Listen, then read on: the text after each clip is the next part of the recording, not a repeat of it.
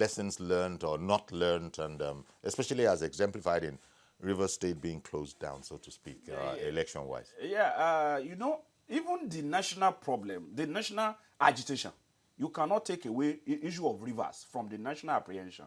Why? The governor, the whole thing started by a governor holding a cutlass. And it was on national television that is ready to begin to cut on my phone. Every member of opposition openly. You would not expect the president to now sit calmly and say all is well. Ordinarily, by now, you should not be having military in our elections. Even by 2015, it was outdated. But when a governor can stand up and on national TV, broad daylight, and hold a cutlass, you showed it, TVC showed it, that he will be cutting. Where are those opposition members? Where are they? I will be cutting them. That you have empowered me to now begin to cut. It was very bad drama, but yes. Surely there's no way you could take him at his words. No. No way. I mean, bad drama. Very bad drama. He is not taking him by his word. It will be responsible of the president. Those in authority cannot sit down. Look, to be a leader, you need to make the bad and hard decisions. It was the same man that he mentioned that was on TV. I don't know if it was in your session that I heard it. That announced that no man born by woman will step into that state. Now, what is violence, please? Violence is not when you carry AK-47 and you're shooting people.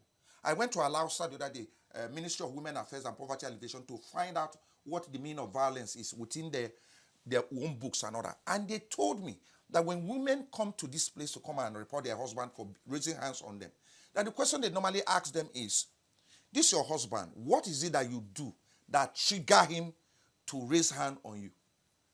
And that they found out that these women, they are the violent ones because they're always speaking words that drive their men to the lagoon. So violence is not just raising hand of carrying gun, but the things that you say. And a strong leader and a good leader is the one who makes the hardest decisions, that make the most courageous decisions. We cannot continue to have these guys who think that because they have amassed economic wealth. You remember when governors used to call the shot in whatever and disregard their political parties. What we have going on is these guys who don't care about the people, but about, cornering the state, cornering the wealth of the state and be dispensing. So they become very powerful and come to TV. And some television stations have become an arm of political parties. So they are promoting this thing and promoting it. And when it comes to a point, what you hear is a one-sided story. And I am encouraging you people in this television station, you, him, Honorable here, myself, and everybody else. Every time you hear one-sided stories, please just be mute. Because there's so many one-sided stories that is going on. Nobody is concerned about Nigeria. Nobody is concerned about Rivers State. Nobody is concerned about the citizens. It's the politicians that are fighting each other to corner those spaces. Which is the sort of the interesting thing in all of this. On paper, theoretically speaking, it's all about service, right? It's not. I want you to elect me so that I can come and serve. It is not. So on paper, you see the houses they own, you see the cars that they drive, you see they wear white shirt, they are always well dressed, but they don't have any work. Yeah. It's the women that are toiling from morning till night. The young men are just loitering around. And when you speak politically incorrect, they take on you. But the truth is that go there, you will see how people are milling around. When Trooks was asked, when he was narrating the story of how over at Lagos State Women's Institute somewhere in Alausa, he was looking for the real meaning of violence. Yeah. When you look for the real meaning of service, when you just look at the polity and you ask yourself, so what exactly is the real meaning of service? Why is there bloodshed? Why is it what has become a cliche nowadays, a do or die affair? Well, it's not going to stop anytime soon. But let's not dwell too much on that because there's so many things that we can crisscross, and we, as I said, we will be cutting away to wherever we have any announcements coming up. But some statesmanship came out yesterday when Babajide Sanwo-Olu was, giving his quite animated speech. I mean, that was a speech, by the way, you heard it. That was delivered with gusto. I mean, it was detailed. It had direction. It sort of gave a whole. But let me pick out what I wanted to pick out, which is that He then said somewhere in there that Mr. Jimmy Agbaje of PDP had actually called across to, concede and congratulate him. That's Yoruba. That's where Yorubas are different. In most times, they are different. They are brothers. They accommodate to one another. They might have their disagreement, but when at the end of the day, they always come together. Because this reminds me of Fire Me Too. First time around, no matter what everybody was saying, there were people who were even saying that it was a bit hasty, that there were all the appeals and all of that. If you look across board in the West, I mean, that's a narrative across West on the men, except for maybe Ogun. Ogun, interesting. Even in Ogun, you are going to get that kind of thing. But brotherhood is there. Even in Ogun, just watch what is going to happen. Brotherhood, but a peculiar kind of situation going on in Ogun. You can be very sure. And by the way, APC has triumphed in Ogun, right? Yes. I mean, it's official. It's official. It didn't go the way of the governor who wanted his candidate above the preference of the party. That's the beauty of... he managed to wrangle himself. He wrangled himself out of it, but not the governor. Not the governor. The governorship went to the party's candidate, Abiodun. Yes, because he contested on the platform of the party, of APC. He won on the platform of APC. He has been suspended now from the party. Yes. I don't know the legal implication of that in swearing him in as a senator, because I don't know if a partyless man can be a senator, but that's a matter for the national clerk of the National Assembly to handle. The situation in Ogun State is something that really needs to be drilled down upon. If you look at it, that there are several issues that had come up in the case of Ogun. Can a partyless senator, because as it stands now, they are suspended. They were expelled. APC, they are suspended. Yes, suspended. That means that suspension includes suspension of your rights to everything that makes you a member of a party. If they are suspended in the party, can they be sworn in as senator representing which party? This is something I'm sure that APC, maybe some guys will get around to talk about that. Because, we should look at it, because Nigeria expulsion is one thing where you're no longer a member. But suspension, I would just think off the top of my head, means that you are in that party undergoing some disciplinary process. It means that your rights and privileges are suspended. Okay. That's the meaning. Okay. So, and part of the privileges is to hold membership and be able to hold position, which has been suspended along with it. So, can he be sworn in as a senator of the Federal Republic? Because Nigerian Constitution, they don't allow for partyless senators.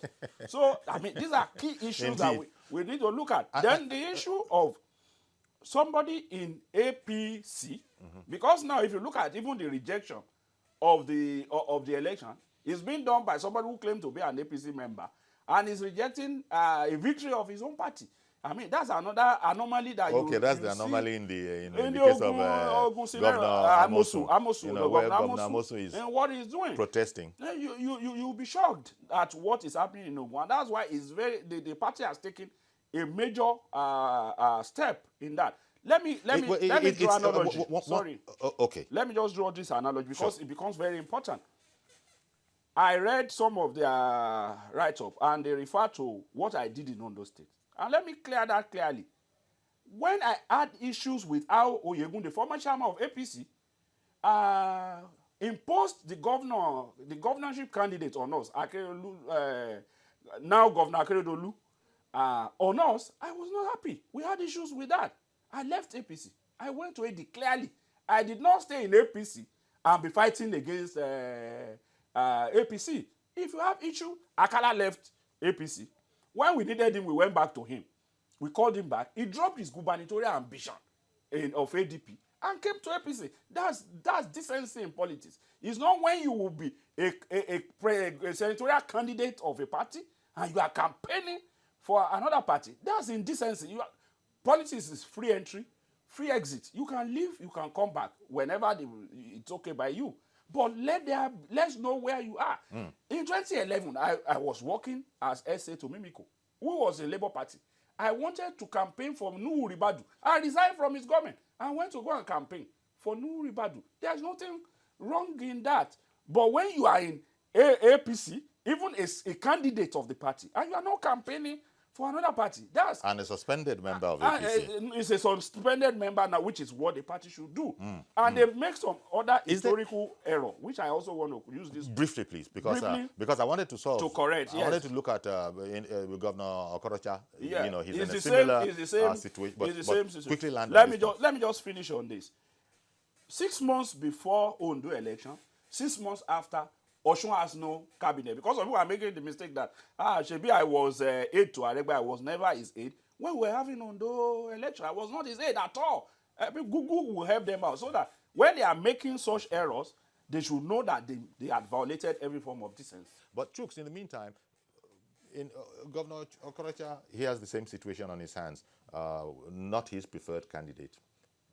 His preferred candidate. I think it's good for APC what has happened or what's about to play out in Imo State, because part of what you have playing out in Nigeria where there's lawlessness, the Okorocha and Amosu example, it basically exemplifies it.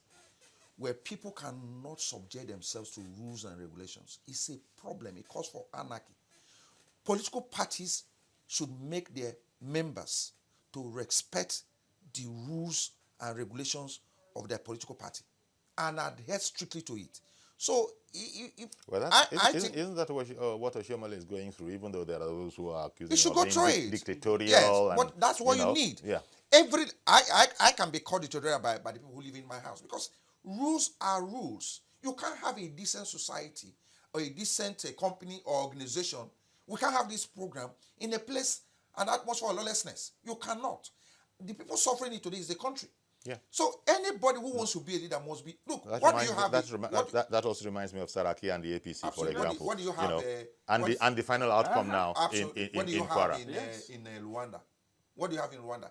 They made a choice of what kind of political party, what kind of democracy or what kind of government they want.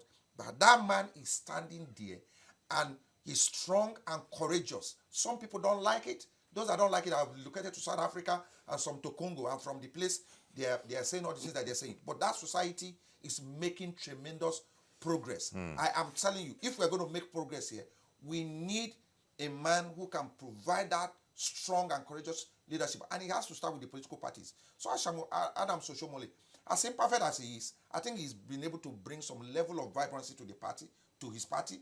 And I think that these two men, I am watching. By the way, this television station has been kind to Amosu and Okorocha, because I remember I was invited here to discuss their issue one time. And we warned that what you're doing is an act of irresponsibility. You cannot do this thing and get away with it in a place where we're expecting young people to rise up after you and provide leadership. And you're be guided by example. Yes. One moment, let me quickly go. Someone has called in. Mr. George, good morning.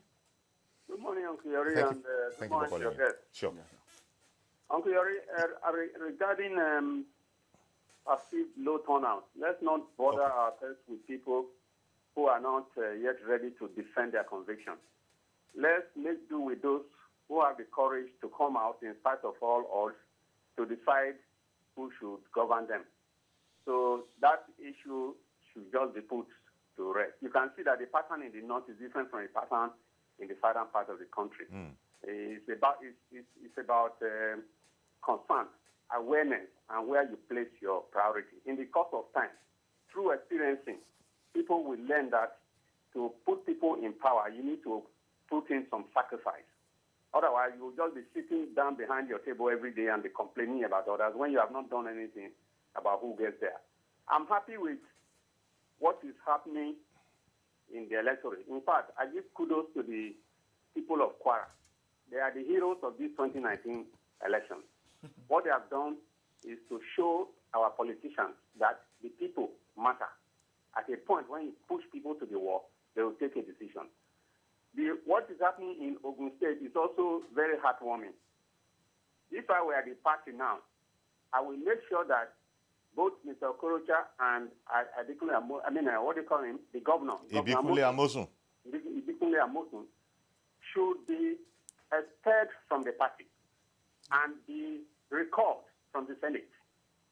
The party can organize that and record. That is the only way they can ensure that other governors will not follow this same pattern in future. If they allow them to get away with it, it will work against them from 2023 upwards. All right then. Or with other developments, let us wait and see. You can see. Okay. We lost Mr. George. Yeah, well taken. I'm sure he would have wanted to comment on Lagos too, because but then again, time was the situation. Lagos, the number, the differential. Yeah. We're looking at what was that figure? 739 to 206,000. Like half a billion difference. Like half a million difference. We have not stressed this issue of Amosu and Okorocha enough. I think that I was speaking when you caught, the danger. The Amosu. Yes, okay. The danger. I want to draw your attention to it. The danger going forward. It's been going on for how many years? But we need to draw attention to it one more time. These people who harness our economic power and begin to build political platforms are not interested in the welfare of their people. They build the bridges and they build this thing that they build and act and pretend like they have used their personal money to develop the state. It is not true. So Amos is going to give an account of his stewardship for 8 years in Ogun State. And now he's partyless. Because I don't know any political party. We are not going to take him in our own party. Because that kind of lawless some individual should not be accepted. Somebody who likes to be obeyed, but you cannot subject yourself to whatever. That's what has brought our country to where it is. Where a presidential candidate believes that his plane cannot be searched when he lands in the country, where he believes his son-in-law cannot be. It doesn't happen elsewhere. In other democracies, everybody is subject to rules and regulation and to the laws of the country. 1 second, please. Let me bring in Henry in Kaduna. Good morning, Henry. Henry in Kaduna, good morning.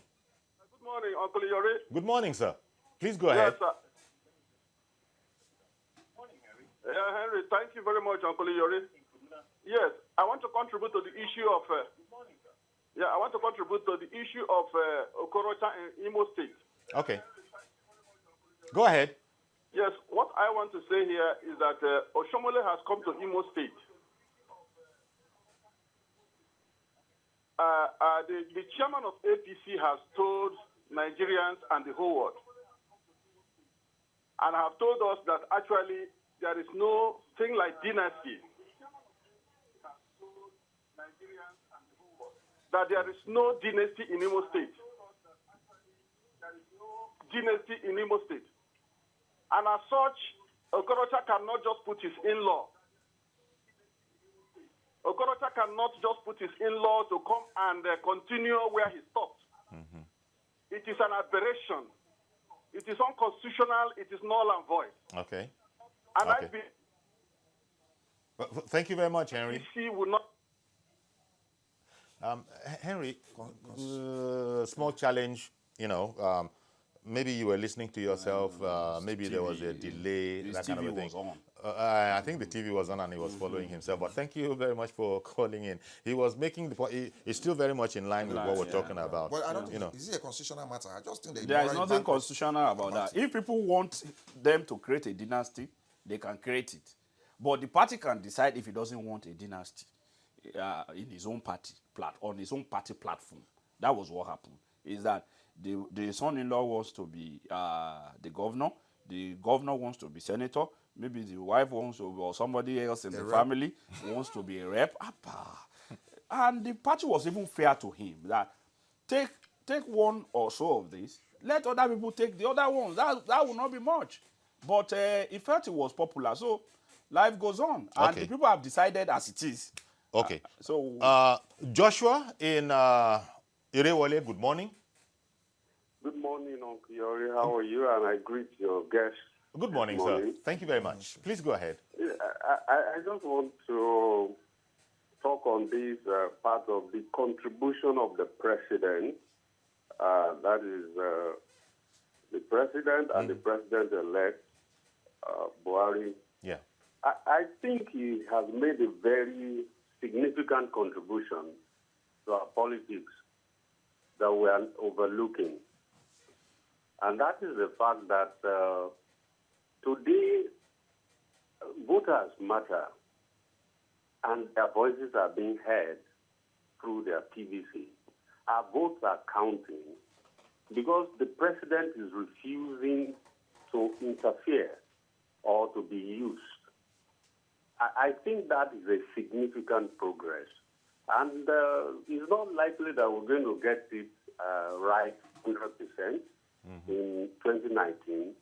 But going further, if we have the character and the body language of the type of president we have now, politicians are going to understand that power is limited. And it's going to be like they are going to be careful investing their money henceforth, and it will be more about leadership for service rather than leadership for any money. So I think I congratulate Nigeria. We are making progress, and we will do well going further. Thank you, sir. Thank you very much for calling in. Interesting point he makes. Maybe I should re-emphasize that what Nigerians may not know, which I know. I'm the chairman of the door-to-door campaign of APC, the Presidential Campaign Council. So we had field operations. So on that, I was the head of door-to-door in Nigeria. I had reason to interface with several facets of the people, populace, not just party member. I can tell you, this is the cheapest election you've had in Nigeria. The cheapest ever. And even though we're still complaining that it was expensive, but relatively. This is the cheapest election, I can tell you. So and the president... There wasn't that much money to be throwing around. No. I headed where you would have expected how much money will go into. I can tell you, the president said nobody must use Nigerian money to run any campaign for him or for anybody. And that has never happened. And as that gentleman was saying, you think this has had, some effect on sanity, right? That's where media comes in. Okay. We should not only look at the negative, because we are hyping the negative more. We've recorded huge positive that we must emphasize. Let's quickly nip across to Arochukwu. Good morning, Mahazi Okoroafo. Good morning, sir. Good morning, I guess, in the studio. Yeah. Morning. Honestly speaking, what happened over the weekend is an eye-opener to all politicians, not only the governors or the House of Assembly, because this is a government that is nearer to the grassroots. Now, what do we learn from this last weekend? Agreed apathy existed, but the thing is that it is now left for the governors and House of Assembly members to go and deliver. That is to say, their constituency, they know that the people are hungry and people are tired, people are so confused that it is the high time for them to know. Everybody talking about 2023 should start preparing now. What do I mean by preparing now? As you are entering the office by the grace of God come May, they should do exactly what they promised the electorate. Failure to do that, 2023 will be very, very tough. What we see now is just a small thing. Now, for my own understanding is that our youth, we have been singing it as a song for our youth to learn something, but they don't want to know. I doubt the possibility of the youth in this country in future. Thank you very much. Have a pleasant day in Lagos. Thank you very much, Mazi. Indeed, as time we've run out of time, but important point he makes that now is the time to deliver on your promises. And that reminds me of Sanwo-Olu's speech yesterday, where the man arrived prepared. He made promises. He made promises and was asserting that take this to the bank as a promise. Now, that is the kind of thing that Mazi Okorofa is talking about. Say, give us a roadmap. You see, how this next 4 years is going to be. What you can't take away, which is also important, and that's where the party comes in. Lagos is blessed. Why? Lagos has a solid party structure that can call you to order. So some people want to deliver, but they are cornered by a tiny set of people. Why? Because the party is not functional. But in Lagos, you have a very functional party that puts you on your toe. So you are not allowed to even lag behind. I'm telling you that. So when people talk about party discipline or that kind of a thing, very important. It's not across the board. There are instances where it's in full force, and then there are instances where you will it's see in that disarray. Where it's in disarray, the governance also goes in disarray. It's just as simple as that. Okay. Chooks, you wanted to add anything to that point? Very, very briefly. We've run out of time. I am from Delta State, and I believe that the tradition that they have had there is that when governors are re-elected in the place, they don't do well. It becomes whatever. I hope that Dr. Kowa will do well in these remaining 4 years. He's done well so far from what I have heard. I haven't been there in a long time. But from the feelers that I have gotten from my friends in the media who work with him and all that, I just think that it will not go the way the other governors have gone when you abandon people on yourself. Now is the time for people to begin to deliver on their promises, and they haven't made any. They now begin to make some. Thank you very much, gentlemen, for coming on and sharing your perspectives. It's an ongoing affair still. and TVC will stay right on it throughout till we're over. And I imagine that probably will be done with it today. Just guessing. I hope we are done with it today. But that's our program. Please join us tomorrow, same time, 10:30 in the morning. Till then, I'm Yori Folani. Bye-bye for now.